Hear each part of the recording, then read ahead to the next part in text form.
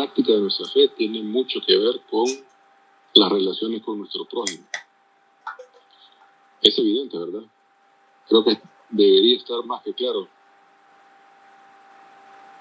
Para Dios es importantísimo nuestras relaciones con otros seres humanos que son portadores de la imagen y semejanza de Él. Y por eso el apóstol Pablo dice, no tenemos lucha contra carne ni sangre. O sea, el pleito no es con otros seres humanos, el pleito es con huestes espirituales. Y nosotros que estamos en el reino debemos entender que la influencia de esos poderes demoníacos que hacen que las personas maten, sean violentas, anden desesperadas, en angustias, en problemadas, y debemos de verlos de esa manera, no ponernos nosotros en el plano de dimes y diretes. Y una de esas cosas que son importantes es el enojo, porque sabe el Señor que nos enojamos con facilidad. Y la primera instrucción, una cosa es la introducción del Sermón del Monte, bienaventurados los que son pacificadores, bienaventurados los de limpio corazón, bienaventurados, y hace mención al Señor, miren, ustedes son la luz del mundo, son la sal de la tierra, que la justicia de ustedes sea mayor que la justicia de los fariseos, porque ellos dicen las cosas pero no las hacen. Y la primera instrucción que va a dar el Señor es con respecto a el enojo contra nuestros hermanos. Y lo cual es difícil, ¿verdad?, para todos nosotros. El problema es que que nos enojamos con facilidad, pero ¿cómo debemos administrar esa situación? ¿Qué tan delicado es para Dios el que del enojo pase a raíces de amargura o pase a la violencia? Todo eso es importante. ¿Qué creen ustedes? ¿Por qué es tan importante para Dios las relaciones personales, interpersonales, con otros seres humanos? Bueno, de hecho fuimos creados no para ser llaneros solitarios, ¿verdad? Fuimos creados para interactuar unos con otros, para depender unos con otros, para servirnos unos a otros. Ningún ser humano es plenipotenciario, así sea multimillonario, necesita del panadero, del cocinero, del que cría las gallinas, del que cuida los huevitos. Es una mezcla de necesidades que tenemos. De otra manera, nuestra vida fuera solo para comer. Tendríamos que tener una plantación de maíz, otra plantación de frijoles, otra plantación de arroz, crianza de cerdos, crianza de ganado, crianza de gallinas, y sería complicada la vida, ¿verdad? Solo trabajaríamos para comer. Y ahora hay diferentes necesidades en el mundo en que vivimos. ¿Alguien quiere opinar o no? Nadie. Creo que Dios nos hizo para servirnos los unos a los otros. Sí, definitivamente. Él mismo dijo pues que él vino a servir, ¿verdad? Y no a ser servido, sí, correcto. Y creo que ese debería de ser nuestro espíritu, de podernos ayudar siempre que podamos. Uh-huh. Hay una falsa proyección, digámoslo así, del liderazgo de las iglesias hoy día. El liderazgo de las iglesias quieren que la gente les sirva, que los miembros les sirvan. Y hay todo un aparataje, ¿verdad? Hay pastores que tienen hasta diáconos que le llevan el agua y que les tienen el saco, que les pintan el bigote. Estoy exagerando, ¿verdad? Pero realmente lo que debemos proyectar es una vida de servicio, estar disponibles para servir a los demás. Y esa es la razón de ser de un líder en una iglesia, de un pastor en una congregación. No de servirse, sino de servir, emulando o imitando lo que nuestro Señor Jesucristo vino a hacer. Bueno. Yo quiero hablar, hermano. Sí, dígame. Sí, a mí me gusta mucho interactuar con las personas, aprenderme sus nombres, porque mi trabajo ese fue. Trabajé en protocolo y relaciones públicas Y yo me tenía que saber los nombres de los embajadores, tener actualizadas las listas de funcionarios, ¿verdad? Con los que trabajé y también con mis compañeros de trabajo, pues, buena relación, armonía, se daban cosas, pero siempre, pues, traté de estar bien porque eran 8 horas. Igual en todos los lugares me gustaba interactuar. Y me encanta eso, la verdad. Sí. Así sí, que y es una bendición porque el conocer esa cantidad de gente que usted ha conocido, interactuar con esa gente, tanto le ha servido como también esas personas le han servido a usted de alguna u otra manera. Sí, la verdad que, bueno, conocí mucha gente y también pues cuando pude, a través de la persona con la que yo trabajé, se le ayudó a mucha gente. Y es que, pues, gracias a Dios por eso y sí, me gusta platicar. En la iglesia casi que no, ¿verdad? Porque como me toca salir corriendo porque para estar bien aquí en mi hogar, ¿verdad? Por eso no me quedo ahí platicando de algo. No nos quedamos con nadie, ¿verdad? Pero sí me encanta la iglesia y el cuerpo de Cristo, pues. Los quiero a todos. Qué bueno, mamá. Aunque no se los diga, amo mi iglesia también. Sí, y bueno, ahí estamos. Una tarea que debemos tener todos es podernos los nombres, por lo menos el primer nombre y el apellido de todos los que estamos ahí. Yo me puedo casi que todos los nombres. ¿Ah, sí? Pero apellidos sí no. Sí, casi todos los nombres he tratado de aprendérmelos. Sí. Qué bueno, qué bueno. Sí. Y esa es parte fundamental, ¿verdad? Porque cuando no nos conocemos, difícilmente nos podemos amar unos a otros. Hasta que nos conocemos, sabemos. No, y otra cosa que he leído de que pues no hay nada más bonito que uno lo llamen por su nombre. Exactamente. Eso me lo he aprendido. Bueno, gracias. Sí. Gracias. Qué bueno. Los norteamericanos tienen hasta clases de universidad que se llama Anger Management. Por eso le quise poner a esto el manejando el enojo.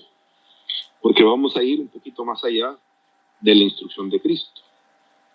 Lógicamente dentro de lo que el Señor nos está enseñando. Leamos Mateo 5, 22. Bueno, comienza en el 21 realmente. Dice, oíste que fue dicho, no matarás. Y cualquiera que mate será expuesto ante el concilio. El concilio, amados, es, en el contexto de la ley de Moisés, es el Sanedrín. El Sanedrín es ese grupo de 70 ancianos que tienen la experiencia ministerial, la experiencia bíblica, la experiencia de vida, para poder hacer juicio entre unas personas y otras, y todos ellos dirigidos por un sumo sacerdote. Incluso en los tiempos de Cristo, así estaba establecido el sistema de gobierno religioso de la nación de Israel, como siempre desde el principio ha sido. 70 ancianos más el sumo sacerdote. Entonces dice el Señor, si matas, quedas expuesto al castigo que te pueda hacer, que te pueda asignar o sentenciar ese concilio.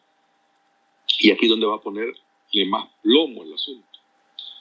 Y que tiene que ver con nuestras relaciones personales en cuanto a enojarnos. Dice, porque yo os digo que cualquiera que se enoje contra su hermano será culpable de juicio.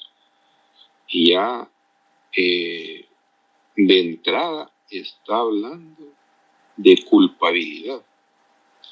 O sea, en otras palabras, una cosa es que a mí me agarren y me lleven al concilio para hacerme juicio. Y otra cosa es que me hallen culpable. Son dos cosas diferentes. Si yo soy llevado al concilio, puedo salir bien librado. Pero aquí me están llevando a juicio sabiendo que ya soy culpable. Entonces dice, enojarse contra su hermano. ¡Wow! Parece difícil esto, ¿verdad? De cumplirlo, porque todos nos enojamos. Nos enojamos en el tráfico, nos enojamos con compañeros de trabajo, nos enojamos entre hermanos, nos enojamos con miembros de la iglesia, nos enojamos en general por desacuerdos, por desavenencias, porque alguien se está sobrepasando, alguien está, ¿cómo se llama? ¿Moro? Sí, es que no estabas proyectando. Ah, ¿sí se mira ahora? Sí. Ok. Pero yo os digo, dice, que cualquiera que se enoje contra su hermano será culpable de juicio. Y cualquiera que diga, y aquí está no solamente enojándose, sino expresando un juicio en contra de la persona con la que esté enojada, y que le diga necio a su hermano, será culpable ante el concilio. Y cualquiera que le diga fatuo, o sea, necio y fatuo quiere decir que es cabeza hueca, quedará expuesto al infierno de fuego. ¿Qué? O sea, es terrible el enojarse contra el hermano. Pero pareciera que hay una contradicción con las enseñanzas del apóstol Pablo. Miremos Efesios 4, 26 y 27. Porque aquí el Señor en Mateo está hablando.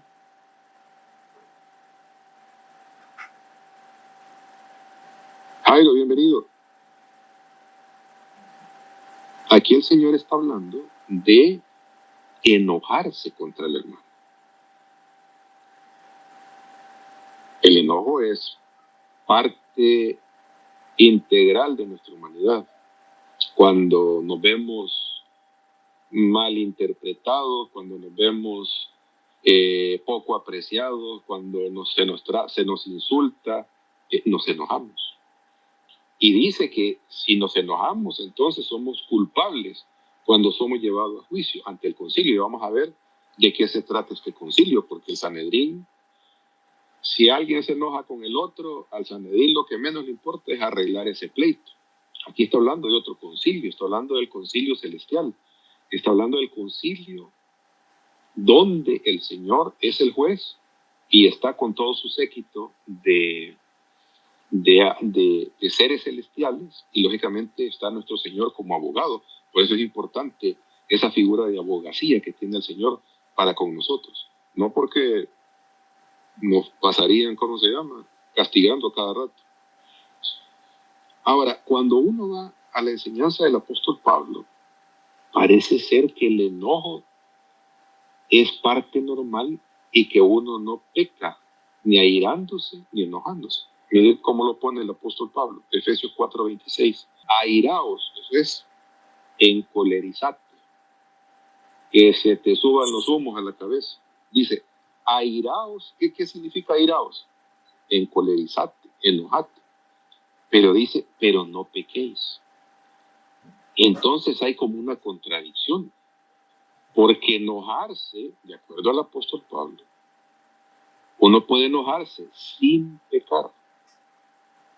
Pero si lee a la carrerita lo que está diciendo el Señor, parece que ya enojarse es pecado. No sé si me están comprendiendo la contradicción. Porque dice, el que se enoje contra su hermano queda expuesto a juicio y ya es declarado culpable. Y mucho más aquel que le llama cabeza hueca, le llama necio, a su hermano está expuesto al, ¿cómo se llama?, al concilio. Dice, al infierno de fuego, al gehenna, al deterioro de las relaciones,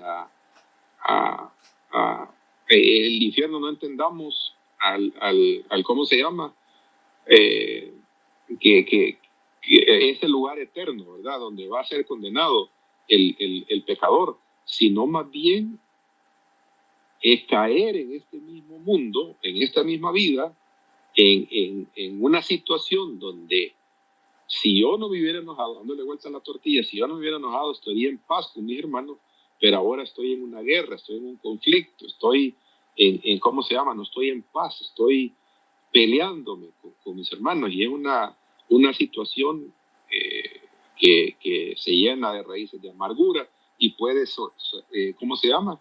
Incluso sobrepasar los límites de no solamente estar enojado, sino accionar en contra de la otra persona de forma violenta, de hacerle algún daño o de lo que fuera. Pero ¿por qué la contradicción? Dice, no se ponga el sol sobre vuestro enojo. En otras palabras, que no pase ese día sin que te calmes, sin que volvás en sí, sin que reacciones, no tomes decisiones, no permitas en tu corazón albergar ese resentimiento, porque en el momento que albergas ese resentimiento, eso te va a producir una raíz de amargura más adelante. Y dice, quien te va a llevar a que esa pequeña cosita que dejaste y permitiste que el tiempo fuera tu peor enemigo, porque no quisiste ponerte en paz con Dios ni ponerte en paz con tus semejantes, le estás dando lugar a Satanás para que esa espina se convierta en una raíz de amargura que después es difícil sacarla de tu corazón. Incluso dice el escritor de Hebreos, dice que por esas raíces de amargura muchas personas no llegan a entender la gracia del Señor. O sea, es tan grave que hasta podemos afectar a gente para que no sea salva por esas raíces de amargura que están ahí en el corazón. Pero ¿por qué la contradicción? ¿Que acaso el apóstol Pablo no conoce? Bueno, de hecho, si bien el apóstol Pablo no estuvo presente como los otros apóstoles en el ministerio del Señor aquí en la tierra, pero sí dice la Escritura que fue llevado al tercer cielo, donde se le reveló prácticamente el Evangelio y los planes del Señor, que son todas las cartas que él escribe para nuestra edificación. Entonces no podría haber una contradicción entre Pablo y entre lo que nuestro Señor Jesucristo hace. Y mire la gran diferencia cuando realmente vamos a los originales, porque es importante saber, amados, que lo que tenemos, hay gente que dice que la Reina Valera del 60 es la mera mengambrella, yo solo de ahí estudio, como que si el Señor a Moisés y a todos los profetas y a los apóstoles en Reina Valera del 60 les hubiera hablado y les hubiera hablado en español, ¿verdad? Cuando no es así. Está la herramienta en Logos para entender de qué se trata en el original, y yo subrayé la palabra contra, su hermano. Y mire, la palabra contra realmente lo que significa es en vano. Y aquí es donde está el problema. Cuando yo me enojo sin una justificación contra mi hermano, porque lo envidio, porque le tengo celos, porque me cae mal, es cuando ese enojo que no es justificado me expone a mí ante el concilio divino de nuestro Señor. No sé si está claro, hermanos. ¿Hasta acá? Hola, hola. ¿Sí está claro? Ok, entonces no hay ninguna contradicción.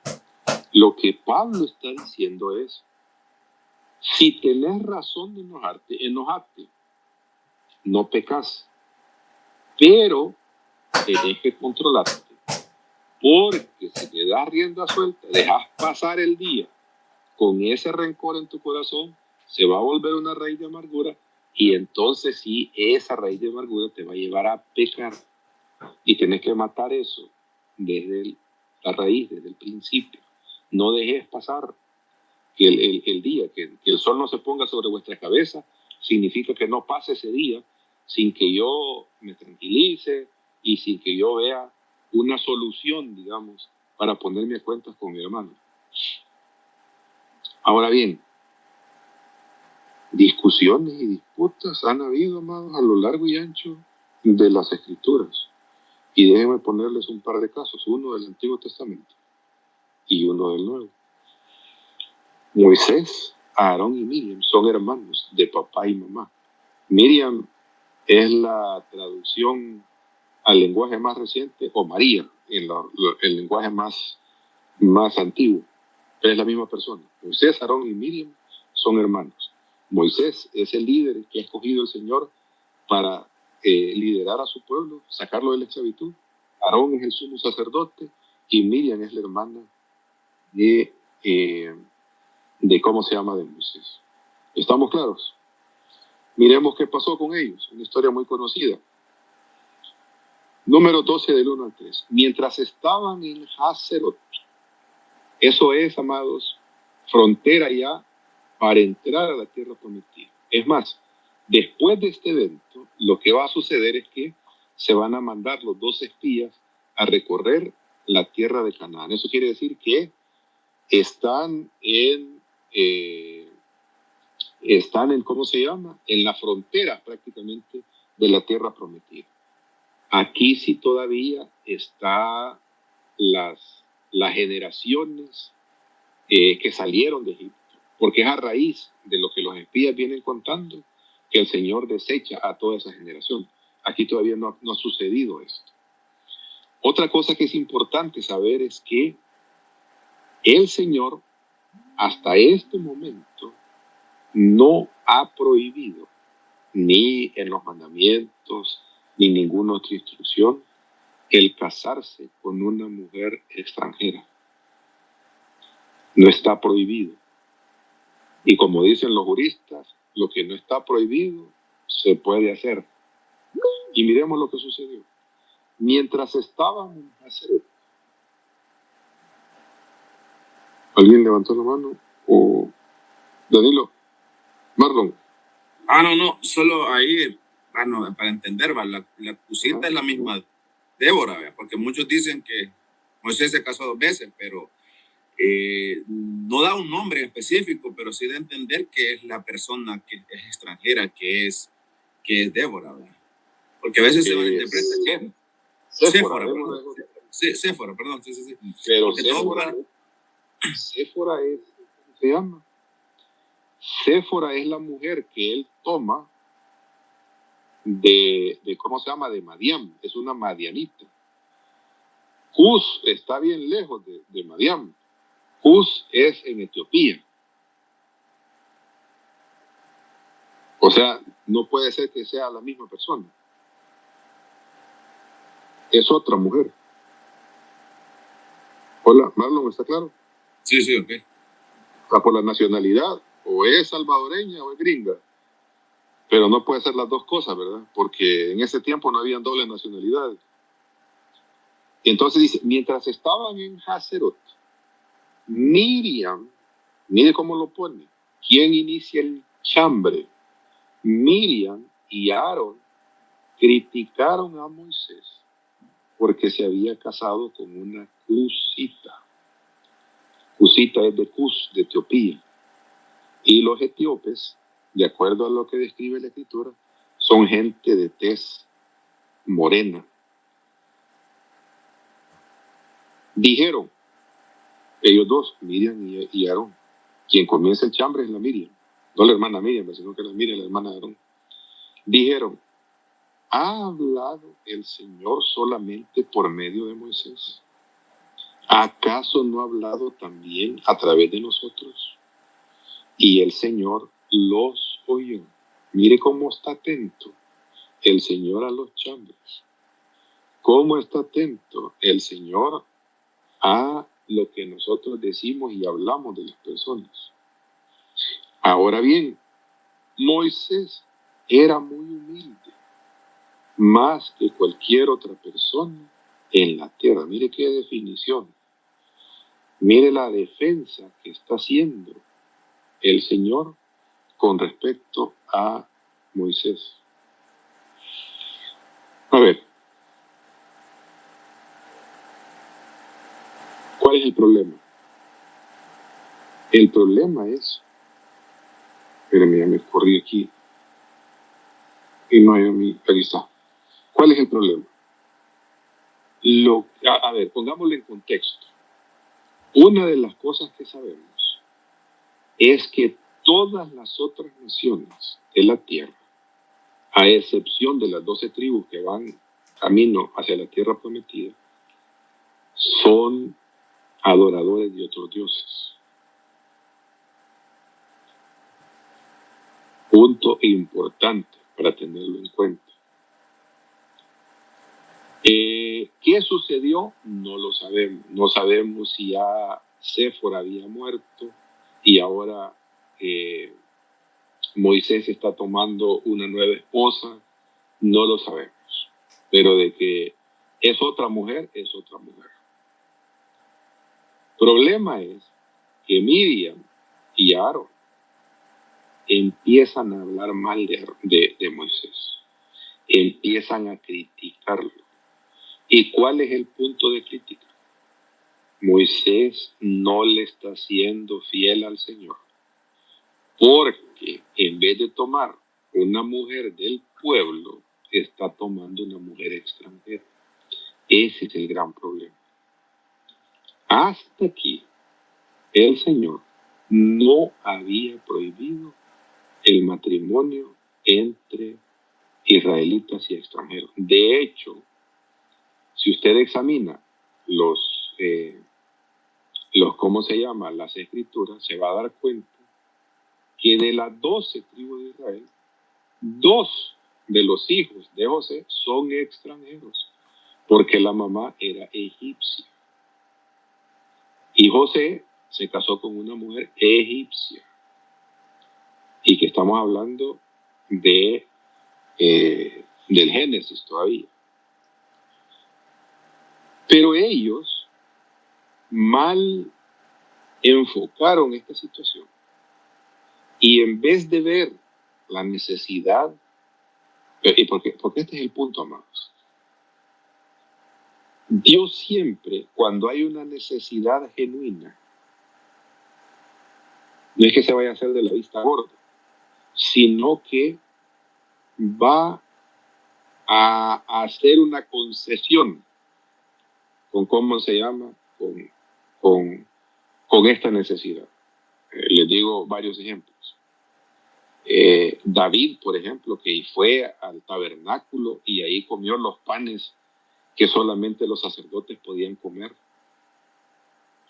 Y no pasó nada, no se murió, no salió fuego del altar y lo fulminó. No pasó absolutamente nada. Y es más, el Señor saca esa historia para defender de que el sábado no tiene que ser riguroso para cumplimiento sino que el Señor ha apartado ese sábado para que hagamos el bien. Entonces, el Señor, digamos, permite esa concesión. ¿Qué necesidad tenía Moisés de tomar otra mujer? No lo sabemos, pero era una necesidad real. ¿Qué necesitaba el hombre? No sé. Pero de que la tomó y se hizo responsable de esa mujer. Viene Miriam, que es la que comienza, porque no dice Aarón y Miriam, sino Miriam y Aarón vinieron y empezaron a despotricar a Moisés. En otras palabras, dijeron ellos, Moisés, con esta decisión que ha tomado, se ha autodescalificado de ser el líder de Israel. Y ahora nos toca a nosotros tomar las riendas del liderazgo de este proyecto que Dios tiene. Gran problema es que no se lo preguntaron al Señor, sino que se dijeron ellos nada más entre sí. Leamos la historia. Yo tengo la Nueva Traducción Viviente. Déjeme leérselo desde el principio. Perdón.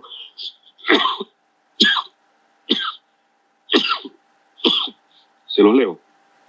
Para que vean ustedes la defensa que va a hacer el Señor de la vida de Moisés, del ministerio de Moisés.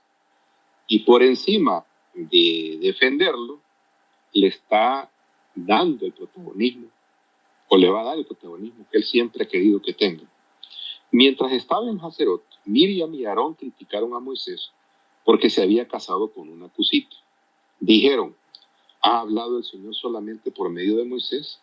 ¿Acaso no ha hablado también a través de nosotros? Y el Señor los oyó. Ahora bien, Moisés era humilde más que cualquier otra persona en la tierra.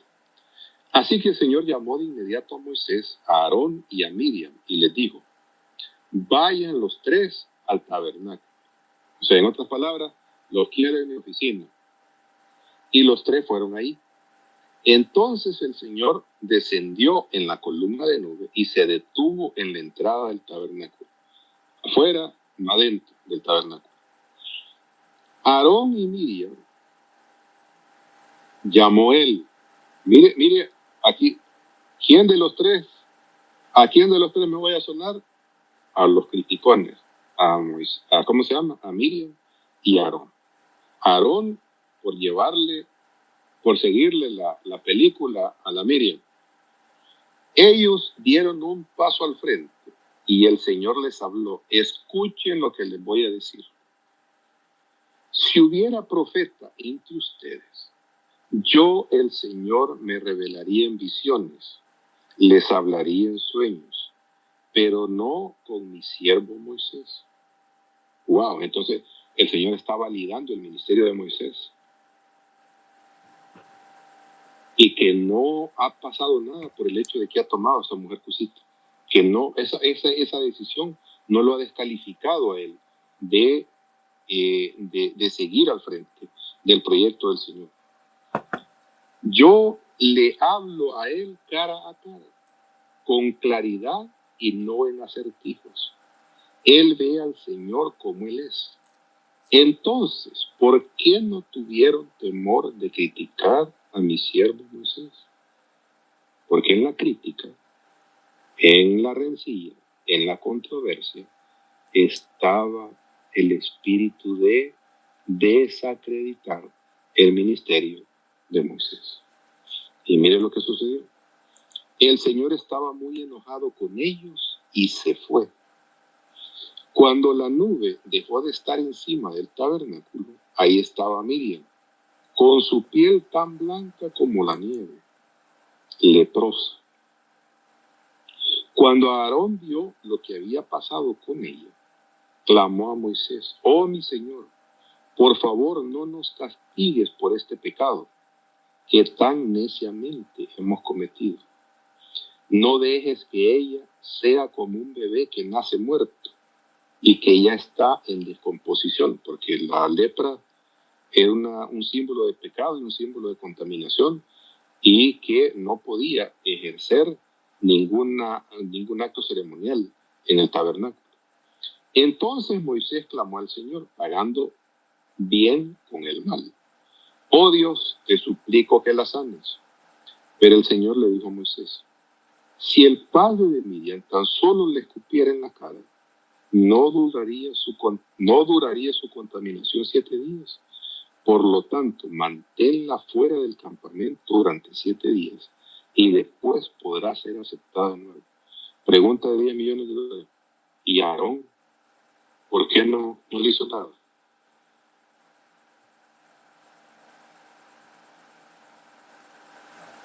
Porque quien llenó de lepra fue nada más a Miriam. Hola. ¿Están conmigo? Buenas noches. ¿Será porque, no sé, yo lo estoy imaginándome? ¿Será porque Aarón es el sacerdote del Señor? Exactamente, porque Aarón es el sacerdote del Señor y quien ha comenzado este chambrerío es Miriam. Ella es la que está provocando a Aarón para criticar, por eso aparece el nombre de ella en primer lugar. Y lógicamente el sumo sacerdote está haciendo las funciones de sumo sacerdote y el Señor quiere que siga haciendo las funciones de sumo sacerdote. Y como es un acto para causarle vergüenza por lo que ha hecho Miriam, la saca del campamento durante 7 días, tiene que seguir un ritual de purificación para que después que el Señor la sane, pueda regresar y ser aceptada ceremonialmente en la casa del Señor. Así que Miriam permaneció fuera del campamento durante 7 días y el pueblo esperó hasta que la trajeron para continuar su viaje. Fue entonces cuando salieron de Hazerot y acamparon en el desierto de Parán. ¿Qué es lo que está sucediendo, no? Y este es un caso muy frecuente en las iglesias. Y que hay pleitos y hay divisiones. Y es importante que le pongamos ¿cómo se llama? Las IES, los puntos en las IES, como dicen los españoles. En doctrina es una enseñanza sólida de la palabra del Señor. En cuanto a lo que se refiere a doctrina, debemos ser unánimes. Lógicamente, una doctrina bien interpretada, de acuerdo a la luz de las Escrituras, no algo sacada de la manga de la camisa. Una doctrina tiene su fundamento en toda la Escritura, es una enseñanza sólida de la Escritura. No es un versículo aislado, no es una opinión, es una enseñanza sólida. Por ejemplo, Cristo es el Señor. Si alguien de ustedes disiente con esa doctrina, no estamos en la misma, ¿cómo se llama? En el mismo barco los dos, porque esa es una doctrina sólida.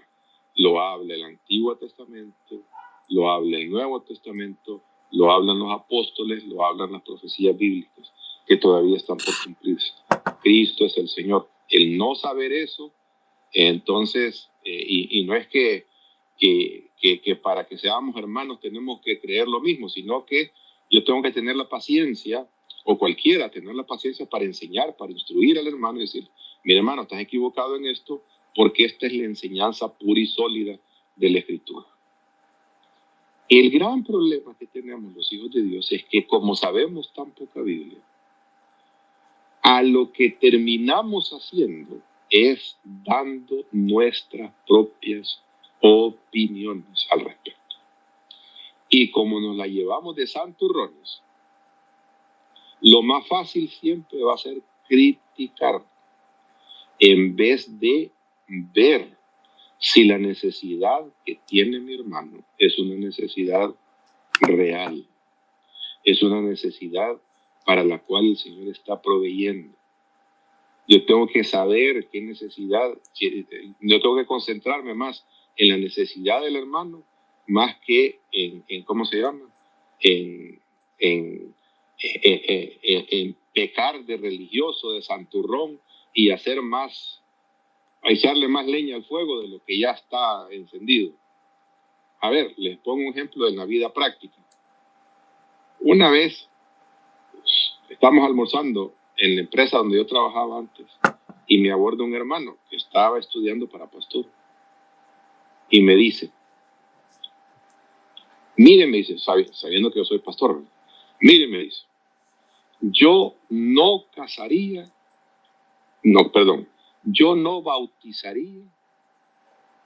a una mujer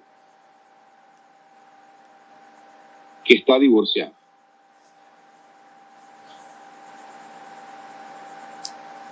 ¿Cómo le digo yo?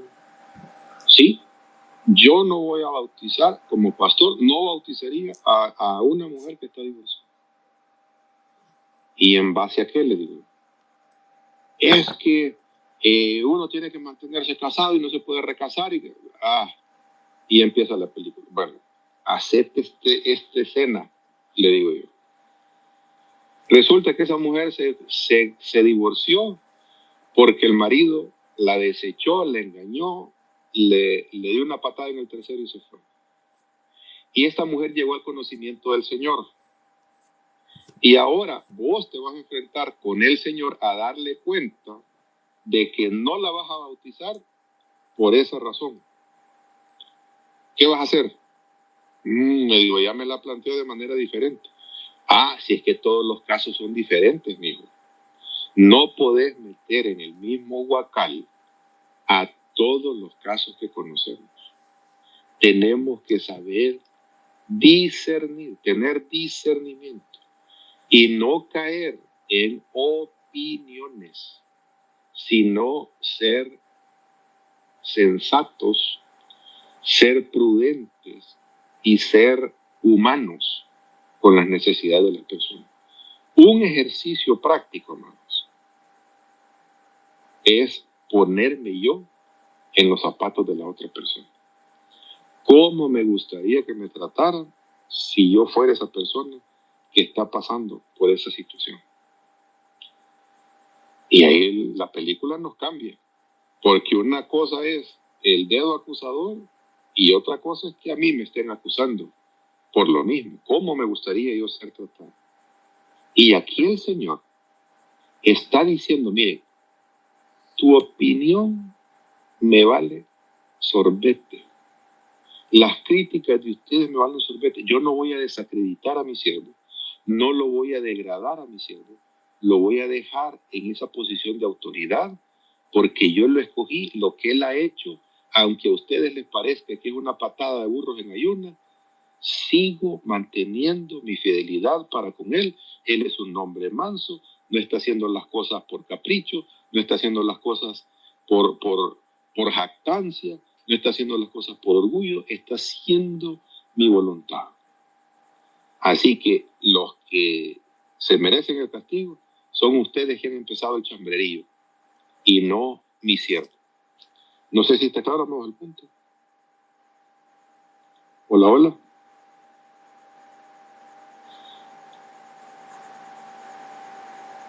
Miremos otro caso. Pablo y Bernabé.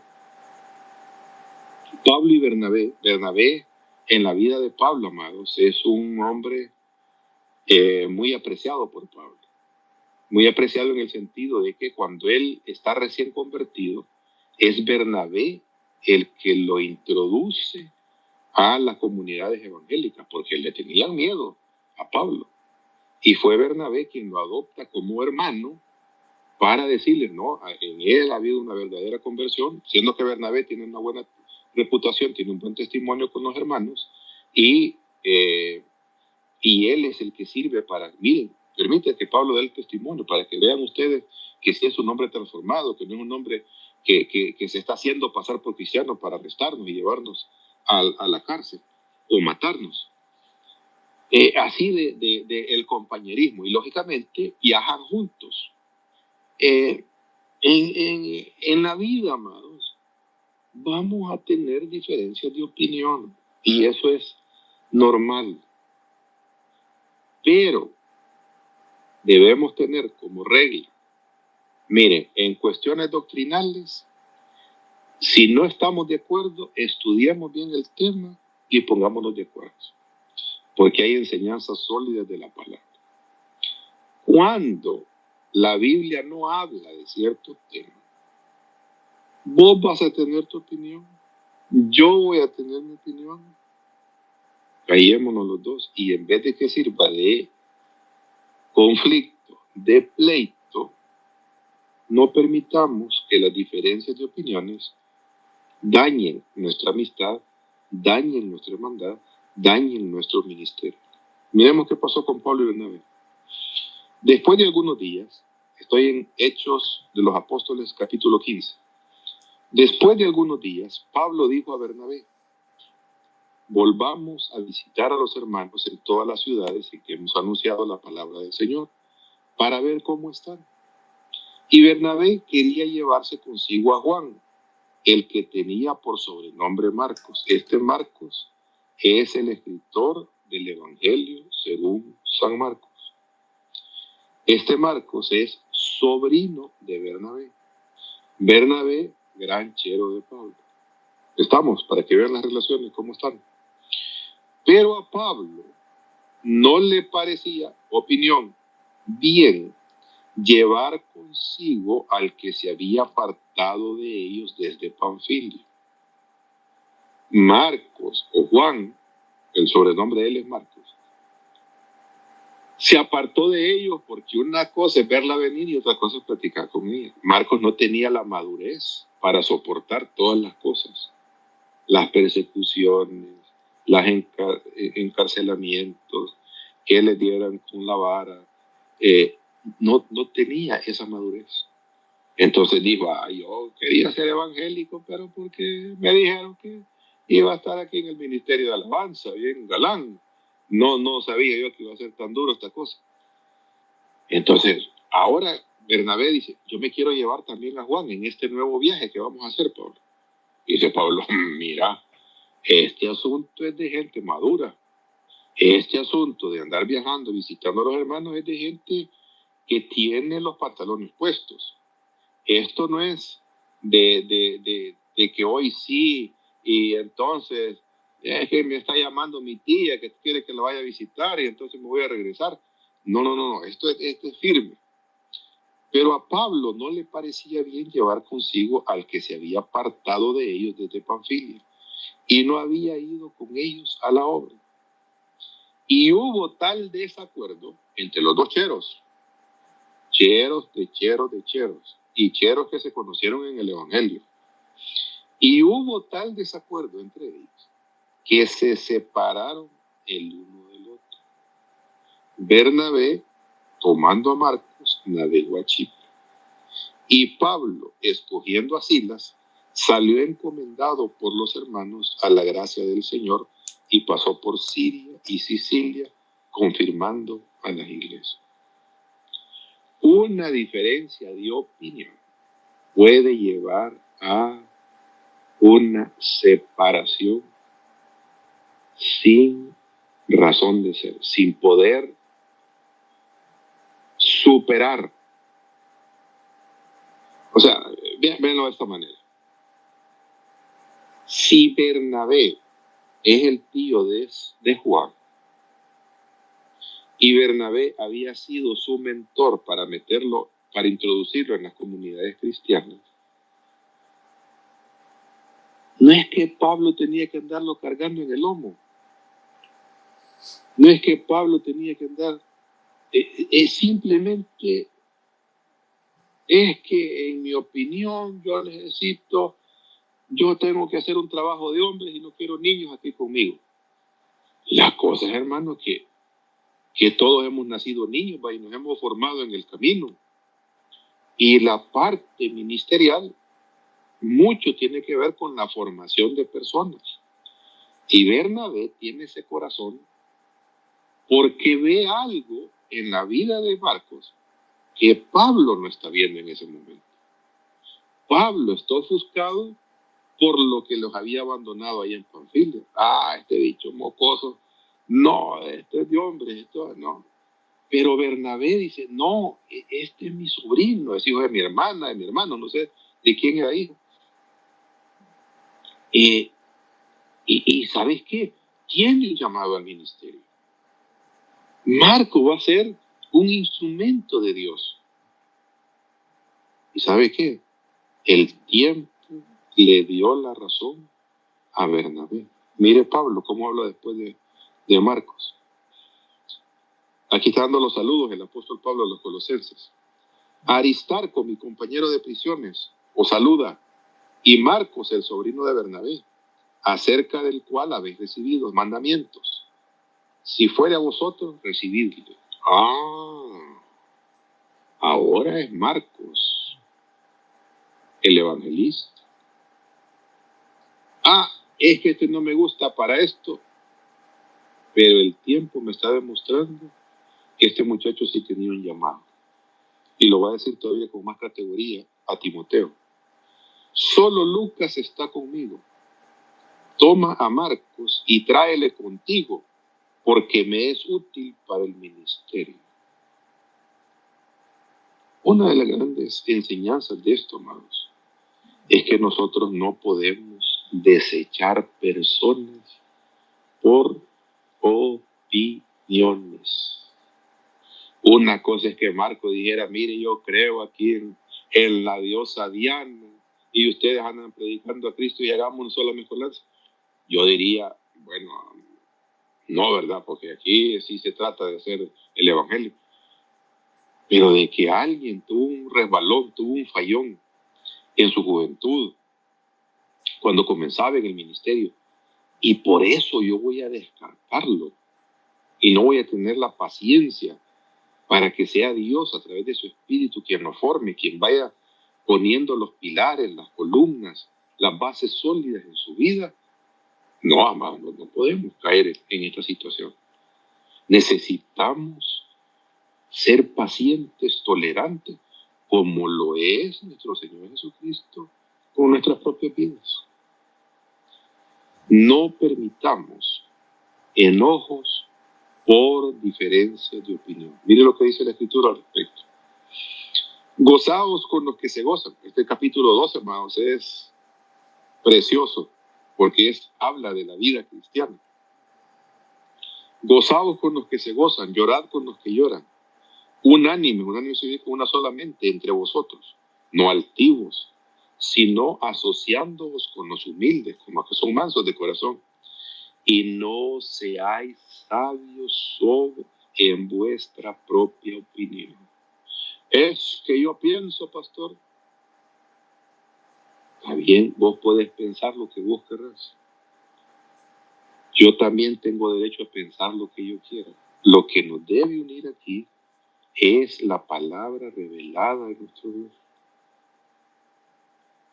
Opiniones. ¿De qué color deben ser los trajes del pastor? Hay unos que dicen que blancos, otros que grises claros, otros que oscuros para dar símbolos. Esas son opiniones. Si alguien un pastor se quiere vestir de blanco, que viste blanco. Son opiniones. No porque aquel anda de blanco y yo ando de negro, vamos a hacer una división entre nosotros. Por eso no hay que ser sabios en nuestra propia opinión. Tenemos que ser lo suficiente maduros para respetar la opinión ajena con respecto a la mía. Y preguntarse, en vez de estar contradiciéndonos unos a otros. Mire, hermano, mire, pastor, ¿y usted qué piensa de tal cosa? Si no es un tema más doctrinal, lo primero que le voy a decir a ustedes, ¿y usted qué dice? Porque yo no voy a entrar en contradicciones, en opiniones. Sí voy a entrar, no en contradicción, sino en enseñar a aquel que tiene una idea equivocada de la enseñanza de la doctrina bíblica, o la tiene parcial, o la tiene incompleta. Siguiente. Timoteo dice, como te rogué que te quedases en Éfeso, cuando fuiste a Macedonia, para que mandases a algunos que no enseñen diferente doctrina. Doctrina no podemos tener diferentes doctrinas. La doctrina es solo una, la que está revelada en las Escrituras. ¿Cuál es el problema con andar enseñando doctrinas que no están en la Escritura? Que ya me salto a fábulas, a interpretaciones erróneas de la Escritura, y que esas diferencias de opinión acarrean disputas más bien que edificación de Dios. Es por fe, así te lo encargo ahora. Lo que nos une en la enseñanza de las Escrituras, la fe que debemos tener firme en nuestro Señor, en lo que Él dice, en lo que Él promete, en el futuro que está por venir, en lo que Él establece, lo tenemos que tener claro todos. En opiniones, amados. Si no edifica, no nos peleemos. Y seamos lo suficientemente maduros para opinar de manera diferente con el otro hermano. Opiniones, cosas que no están contenidas en la Escritura, o que no hay una total claridad, una enseñanza completa en la Escritura. ¿Estamos? Hasta acá. ¿Preguntas, hermanos? Han estado muy callados hoy.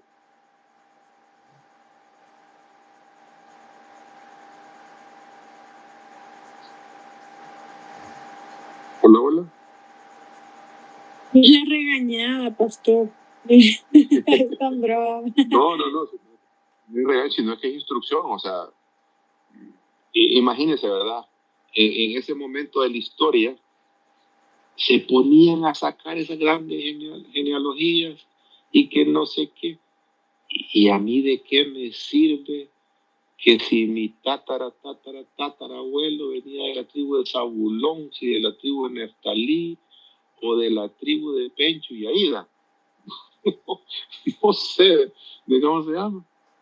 Porque en este momento de la historia en la que estamos, Dios está en el plan de revelarse a todas las naciones de la tierra, independientemente si tenemos ascendencia israelita o no.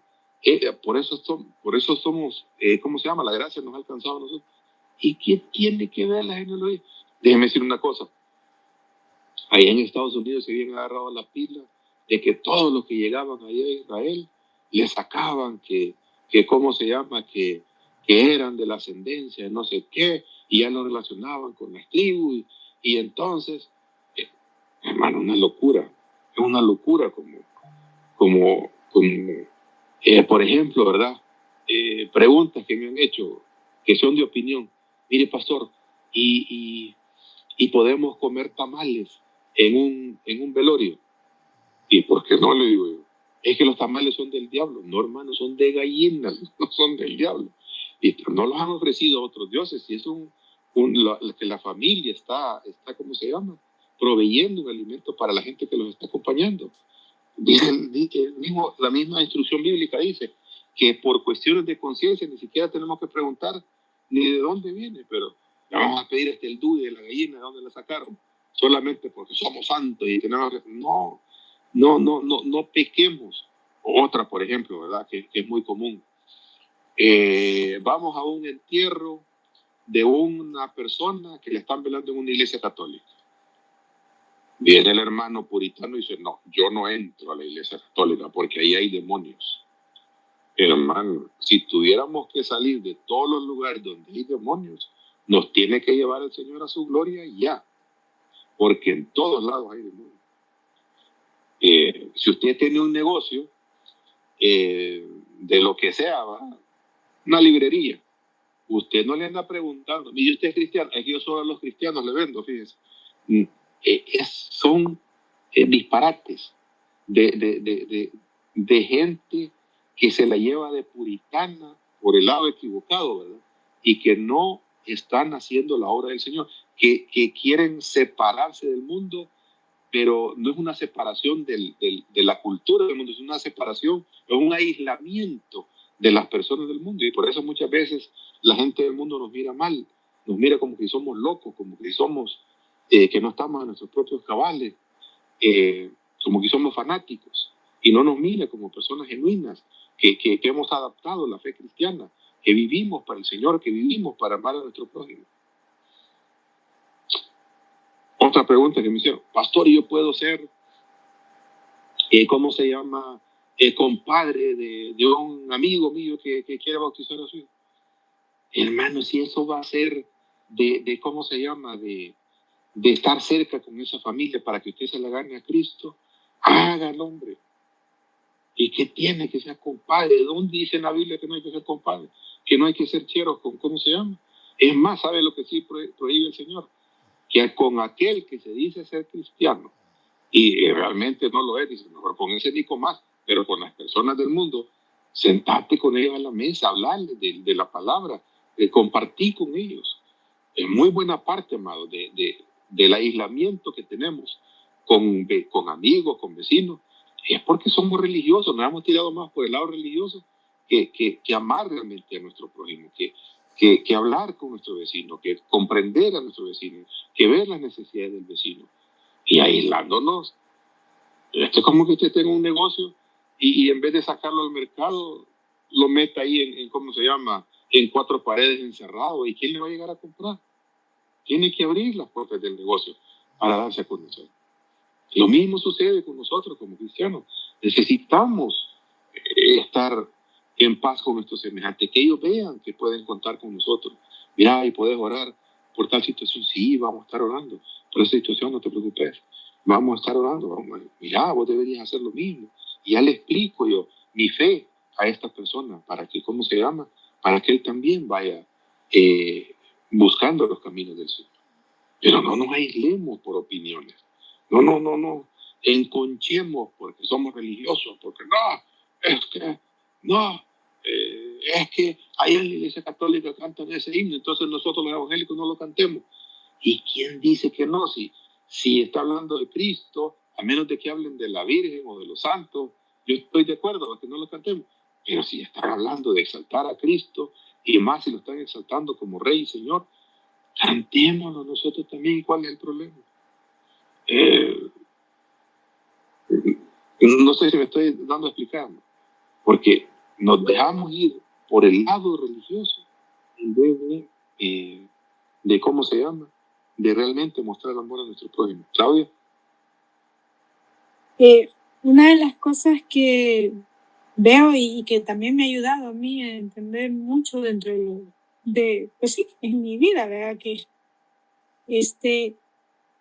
y que me impactó fue cuando tuvimos la enseñanza al principio, que leíamos los primeros capítulos y pasamos por el capítulo 3, donde, pues sí, Caín mata a su hermano. Y el Señor, antes de eso, tiene misericordia de él y todavía le dice, ¿verdad? Si haces lo bueno, o sea, si haces lo correcto, ¿verdad? Y le dice que el pecado está al acecho, pero que no se deje dominar, ¿verdad? Entonces, y en otros pasajes, y que ahora leímos, ¿verdad? Que dice de que no le demos lugar al diablo. Al diablo, y es precisamente lo que le sucedió a Caín y que nos sucede a nosotros y a muchos, ¿verdad? Cuando dejamos que el enojo trascienda a un nivel que... Exactamente. Entonces veo al Señor guardando nuestro corazón, haciendo las cosas diferentes al sentir de uno, o sea, porque con honestidad, si hay una acción contra mí, que me sale natural, pastor, la reacción. La reacción, sí, claro. Sí, entonces, pero sí que de verdad, y se lo digo, y le digo al Señor que cuesta sacar algo bueno, no hay, le digo yo, no hay. Cuando...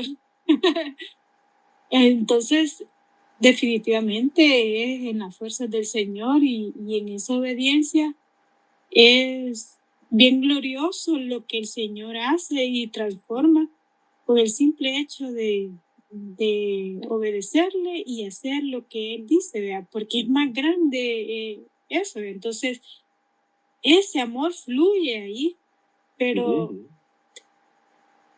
estoy externando esto porque, pues sí, yo tengo dificultad también en mi diario vivir y manejar el enojo, las emociones, ¿verdad? En hacerlo de una manera de no ofender, cuando lo primero que pasa por la mente son las ofensas, ¿verdad? Entonces,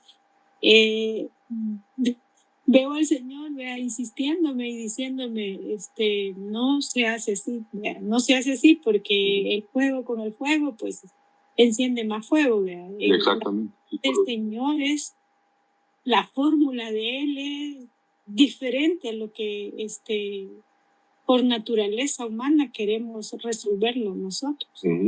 Exactamente. Solamente exactamente. Y hay algo que es importante, piénsenlo de esta manera.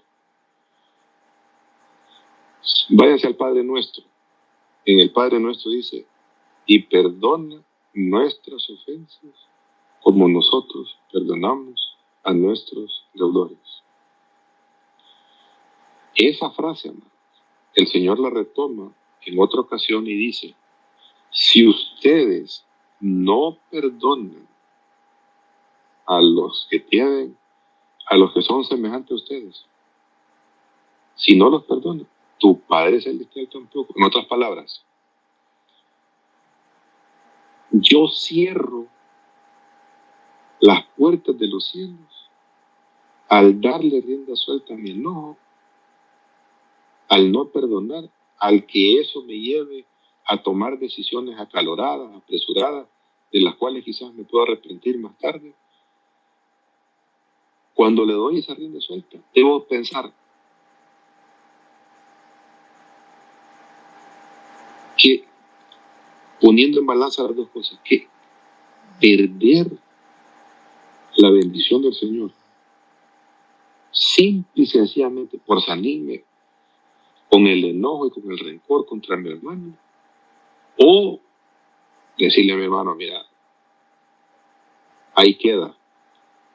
Es más importante el perdón de Dios, la relación con el Señor. Y Dios, amados, si ustedes lo han visto, está súper pendiente de las relaciones que nosotros tenemos con todas las personas. Bien pendiente. Y si hacemos bien, Dios nos recompensa. Si procuramos hacer daño, también Dios nos va a recompensar, pero de manera de castigo, no de premio. Por lo que las relaciones interpersonales debemos verlas más allá del simple hecho de relacionarnos con personas, sino que debemos ver la imagen y semejanza de nuestro Señor en la vida de esa persona. Y entender al débil, entender al que le falta conocimiento, tratar de entender lo que a veces cuesta. Y yo sé que en el ejercicio es difícil, en nuestra naturaleza es difícil, por eso es necesario estar enchufados con el Señor para poder pagar no mal con mal, sino pagar mal haciendo el bien, porque esa es la fórmula que tiene el Señor para derrotar la maldad en este mundo. Amén.